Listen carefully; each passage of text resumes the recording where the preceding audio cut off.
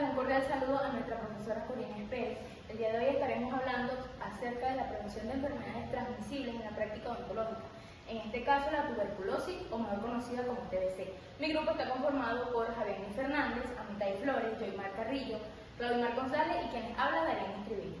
La tuberculosis es una enfermedad infecciosa y transmisible causada principalmente por la bacteria Mycobacterium tuberculosis.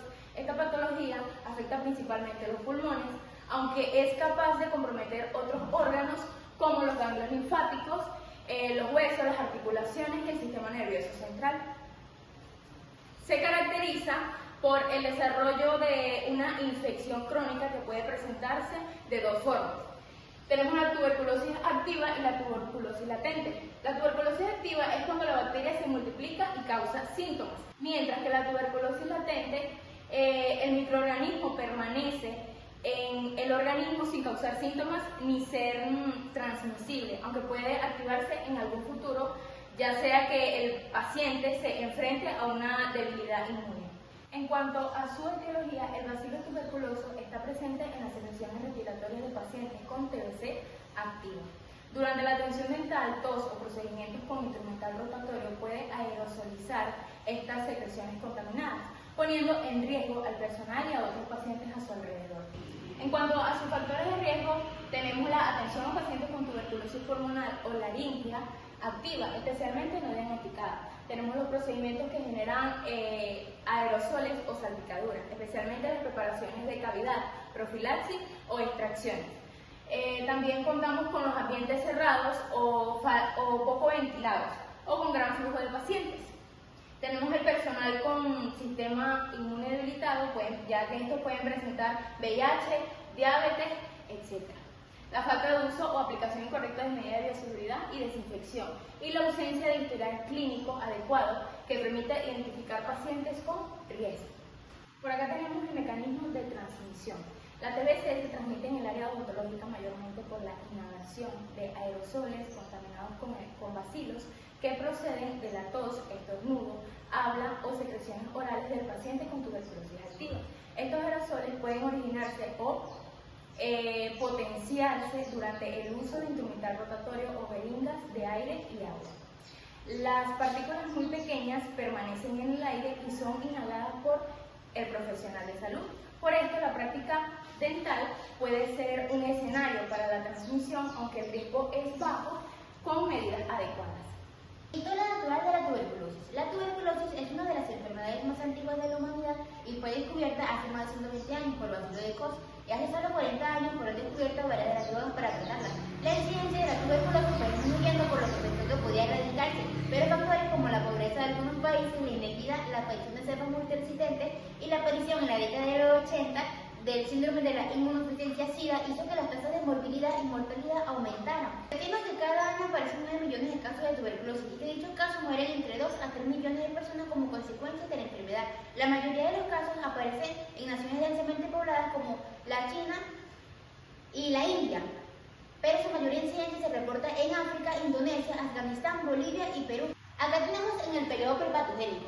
El agente etiológico es el Mycobacterium tuberculosis, tenemos el huésped, que es el cuerpo humano, y la edad más vulnerable son los niños menores de 5 años y los adultos mayores de 65 años. Tenemos el ambiente, que son las condiciones socioeconómicas y sanitarias, los lugares sin ventilación, iluminación e inmigración. Tenemos el periodo patogénico, que es cuando ya comienza la incubación, que dura de 2 a 10 semanas. Tenemos los signos y síntomas, que es una tos que dura 3 semanas o más. Ocurre un dolor en el pecho, fatiga, pérdida de apetito, pérdida de peso, escalofríos, sudoraciones nocturnas y la fiebre. Están las complicaciones, que es la necrosis gaseosa, las lesiones pleurales y las lesiones en la pared pulmonar. Están las secuelas, que son los problemas renales o hepáticos, meningitis, trastornos cardíacos o problemas respiratorios. Está la recuperación, que esta puede presentar una infección si el tratamiento no lleva a cabo adecuadamente. La muerte se presenta al no ser tratada y es mayor en personas con VIH. Tenemos los niveles de prevención. Está la prevención primaria, que tenemos la promoción de la salud, la protección específica, y la prevención secundaria, que tenemos el diagnóstico y la limitación del daño, que es cuando se inicia con el tratamiento. En la prevención terciaria tenemos cuando se inicia la rehabilitación. Ahora continuamos con las manifestaciones clínicas y bucales. En las manifestaciones clínicas de la tuberculosis pulmonar tenemos tos persistente, que es generalmente mayor a 3 semanas, que puede ser seca o productiva. También tenemos la tos con sangre, hemoptisis o esputo teñido de sangre. Tenemos el dolor torácico, que puede ser pleurítico, intenso y agravado al respirar, o no pleurítico, que es malestar generalizado. También tenemos la disnea, dificultad respiratoria en etapas avanzadas, o si existe afectación pleural. También tenemos la fiebre baja, muchas veces vespertina o nocturna, y sudores nocturnos. También tenemos pérdida de peso involuntaria, pérdida de apetito y fatiga crónica. Y la sensación general de malestar, debilidad y decaimiento. Continuando con las manifestaciones clínicas, tenemos la tuberculosis extrapulmonar, que afecta otros órganos como los ganglios linfáticos, linfadenitis tuberculosa, el sistema nervioso central con la meningitis tuberculosa, los huesos y articulaciones, enfermedad de Koch, riñones, aparato genitourinario, entre otros. También tenemos la linfadenopatía cervical, ganglios indoloros agrandados, a veces con enrojecimiento en la piel. Dolor de espalda, especialmente si hay afección vertebral. También tenemos la hematuria, sangre en orina, disuria, dolor al orinar y si hay infección. También tenemos dolores de cabeza intensos, rigidez de cuello, alteraciones neurológicas en meningitis tuberculosa. También tenemos la tuberculosis latente, que esta no produce síntomas.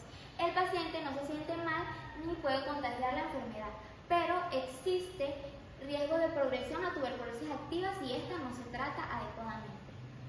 Continuamos con las manifestaciones bucales de la tuberculosis. Se ha observado que las lesiones bucales son infrecuentes, de 0,1 al 5%, y suelen aparecer en pacientes de tuberculosis pulmonar activa.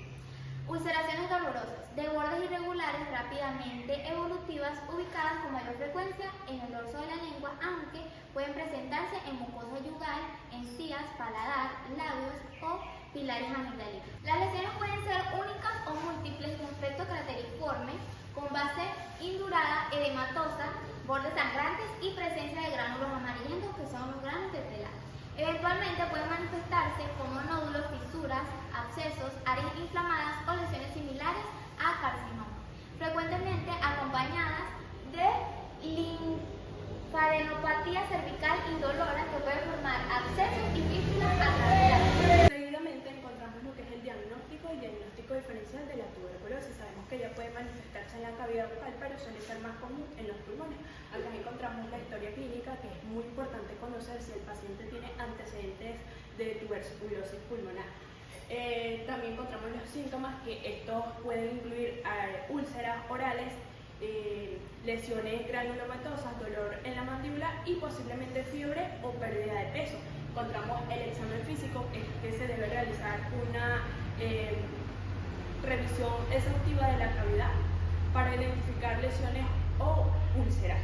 Encontramos también las pruebas de laboratorio, que estas incluyen las pruebas de tuberculina, que acá ellas pueden ayudar a determinar si hay una infección activa o pasada. También se encuentran las de cultivo, que es la confirmación mediante cultivo de muestras obtenidas de las lesiones orales. Están las de biopsia, que en algunos casos se realiza una biopsia para examinar histológicamente las lesiones.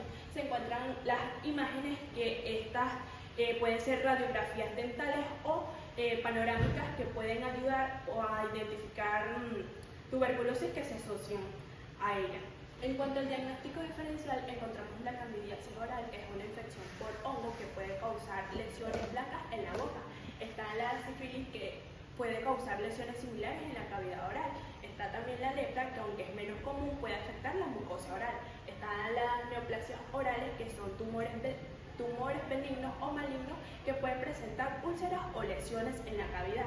Se encuentran también las infecciones virales, como lo es el herpes simple, que puede causar úlceras dolorosas en la boca. Están las granulomatosis, que esta es una enfermedad autoinmune que puede provocar ulceraciones orales. Y están los sarcoides, que pueden presentar granulomas en la cavidad oral.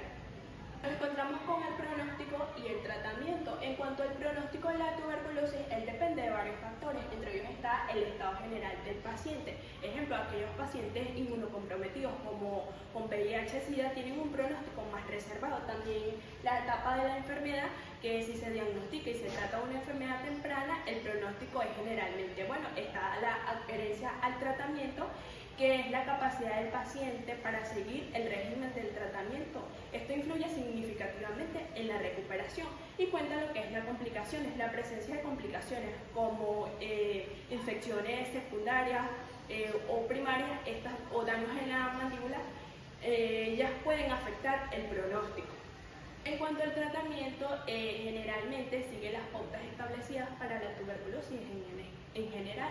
Ellas pueden incluir rifampicina, isodiazida, piracidamida, etambutol. El tratamiento suele durar entre 6 a 9 meses, dependiendo de la gravedad y respuesta del paciente. Acá lo que incluye también es el manejo de las lesiones orales. Si se pueden necesitar tratamientos locales como irrigaciones con soluciones antisépticas. En casos muy severos se podría considerar una intervención quirúrgica para eliminar el tejido necrótico o afectado. También el seguimiento, que es importante realizarlo para evaluar las respuestas al tratamiento y detectar cualquier posible recaída o complicaciones. Encontramos lo que es también la educación al paciente, que informar al paciente sobre la importancia de complementar el régimen de tratamiento y reconocer los signos de complicaciones es fundamental para mejorar los resultados. Protección específica contra la tuberculosis. Esta se enfoca en las medidas y en las estrategias que se pueden implementar para prevenir la transmisión y la progresión de la enfermedad, así como para proteger a los niños contra las enfermedades más graves. Estas medidas incluyen la vacunación, que es la vacuna del BCG, vacuna bacilo de Carnete-Guerin, es una de la protección más específica y muy conocida. Es muy efectiva para proteger a los niños contra las enfermedades más graves, como la meningitis tuberculosa y la tuberculosis diseminada.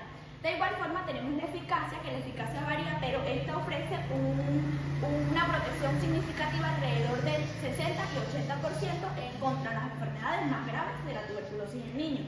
Está la terapia preventiva, que esta se administra más que todo en personas que no tienen la enfermedad activa pero que están infectadas, como la infección tuberculosa latente. De igual forma está desarrollando la enfermedad.